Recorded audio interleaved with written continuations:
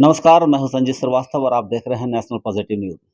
जैसा कि आप सबको पता है कि अभी मैं बेगूसराय ज़िले में हूं और बेगूसराय ज़िले के 8 प्रखंड में भयानक बाढ़ सी आई हुई है। लगभग 8 प्रखंड जो है गंगा के पानी से बाढ़ से प्रभावित है।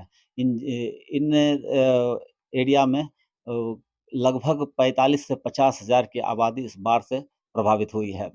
गंगा का जो जलस्तर है वो 43.33 मीटर तक आ चुका है और इसको लेकर जिला प्रशासन भी काफ़ी सतर्क है। लगातार जो इस एरिया में जो बाँध हैं उसकी मॉनिटरिंग की जा रही है कि कहीं इस पर बाँध पर कोई प्रतिकूल असर ना पड़े और जिला प्रशासन और आपदा जो प्रबंधन विभाग है, वो लगातार बाढ़ प्रभावित क्षेत्रों का दौरा कर वहाँ में जो इससे प्रभावित व्यक्ति हैं, वो उनको जो है सुविधा या जो उनको ज़रूरत के सामान हैं, वो उपलब्ध कराए जा रहे हैं। जिला प्रशासन के अनुसार लगभग 45 से 50 हज़ार की आबादी इस पूरे बाढ़ से प्रभावित है।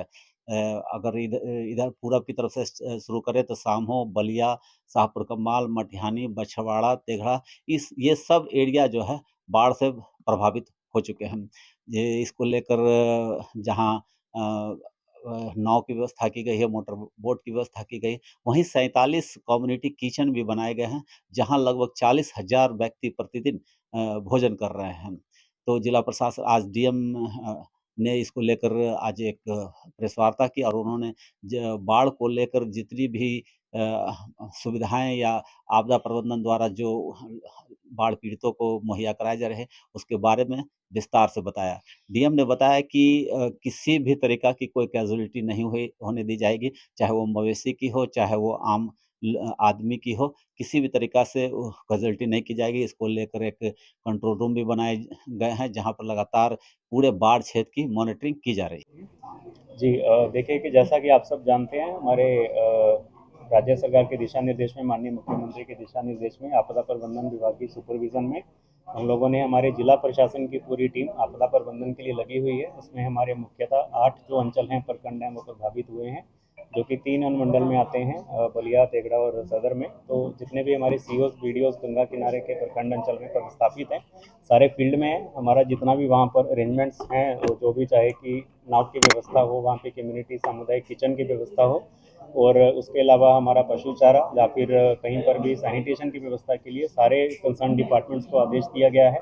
इसमें हमारे स्वास्थ्य विभाग के जितने भी आशाकर्मी, एएनएम हैं, नर्सिस हैं, इसके अलावा जो हमारे सीडीपीओज हैं, आंगनवाड़ी वर्कर, आंगनवाड़ी हेल्पर, जितने भी वहाँ पे बाकी जो विभागों के पदाधिकारी हैं, सबको आदेश दिए गए फील्ड में रहने के लिए। हमारे जितने भी इस प्रकार के प्रभावित इलाके हैं, वहाँ पर नाव के परिचालन से लोगों को वहाँ से निकाला गया है, और सामुदायिक किचन में वहाँ पर जो भी खाने पीने की व्यवस्था, जो कि हमारा आपदा प्रबंधन विभाग का एसओपी है, उसके हिसाब से की गई है, उसमें भी सैनिटेशन का ध्यान रखा जा रहा है। और इसके अलावा जैसे ही पानी का स्तर कम होगा, उसके बाद भी जो रिस्टोरेशन का काम है, आने वाले 2-3 दिनों में हम युद्ध स्तर पर करवाएंगे, ताकि लोगों का जीवन सामान्य रूप से बहाल हो सके, वहाँ पर सफाई की व्यवस्था रहे, किसी प्रकार की बीमारी ना फैले, और जितना भी सैनिटेशन का काम है, सफाई कर्मियों का काम है, वो भी हम लोग करवाएंगे।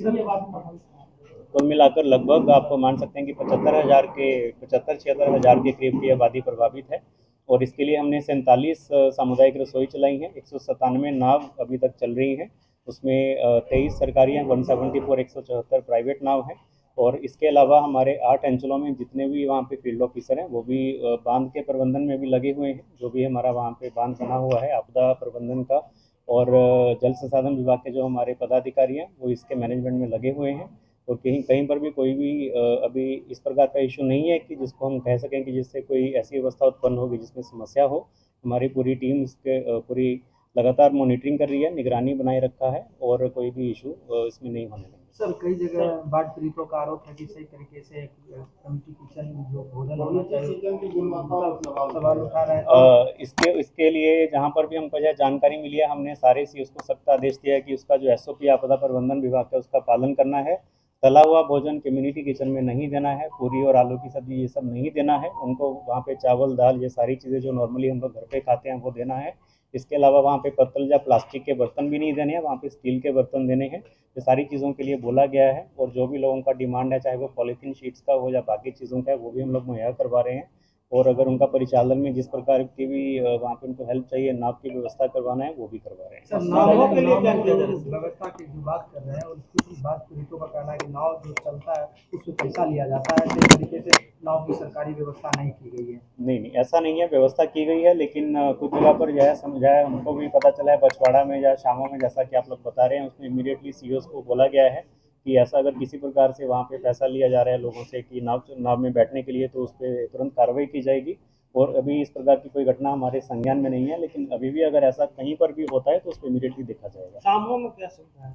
शामों में हमने खुद विजिट किया था, मैंने पर्सनली शामों में, मटिहानी में और तेगड़ा में, हमारा बछवाड़ा में विजिट किया है, तीनों प्रखंडों में। शामों में जब हम लोगों का जहाँ पे व्यवस्था था पहले, क्योंकि वहाँ पे कुछ ऊंची जगह थी जो प्रखंड में, क्योंकि आप जानते हैं शामों पूरा कट जाता है और जिला से भी कटा हुआ है, तो लखीसराय होकर ही काफ़ी हमारा वहाँ पे अरेंजमेंट रहता है। तो शामों में जो पहले हमारे स्कूल थे या सामुदायिक भवन थे, वहाँ पर कम्युनिटी किचन की व्यवस्था की गई थी, लेकिन अभी ऐसा सुनने में भी कुछ जगह से आया है कि वहाँ पर भी पानी आ गया है, तो हमने सूर्यगढ़ जो जगह है हमारा शामों में, उसमें जो लखीसराय जिला में पड़ता है, वहाँ पर भी कम्युनिटी किचन की व्यवस्था की गई है। लोगों को नाव से वहाँ भी लेकर जाया जाएगा, कम्युनिटी किचन में रखा जाएगा।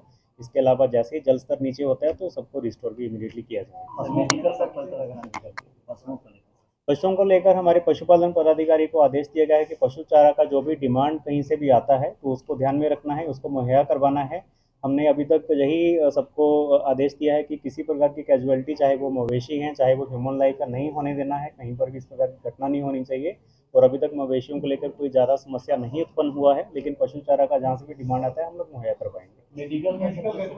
मेडिकल के लिए ऑलरेडी हमारे स्वास्थ्य विभाग के जितने पदाधिकारी हैं उनकी तरफ से भी आदेश जारी हुआ है। हमारे जिला में जितने भी आशा वर्कर, आंगनवाड़ी आशा वर्कर जो इस एरिया में हैं, एएनएम्स हैं, नर्सिस हैं, उन सबको भी बोला गया है कि उनको वहाँ पे सारे इलाके में, क्योंकि पानी के बढ़ने से बीमारियों के फैलने का डर रहता है, बाद में जब पानी नीचे जाता है उस पर हम लोग ध्यान रखेंगे, सैनिटेशन का ध्यान रखेंगे, कोई इस प्रकार की समस्या स्वास्थ्य के आलोक में नहीं आने देंगे। डॉक्टर्स देखिए, अभी तो क्योंकि पानी आ गया है तो वहाँ पे डॉक्टर्स तो वहाँ पे उस एरिया में नहीं वहाँ पे काम कर सकते हैं, लेकिन जो भी जैसे ही पानी नीचे जाता है हम लोग इस पर ध्यान रखेंगे, इसमें किसी प्रकार की समस्या नहीं आएगी।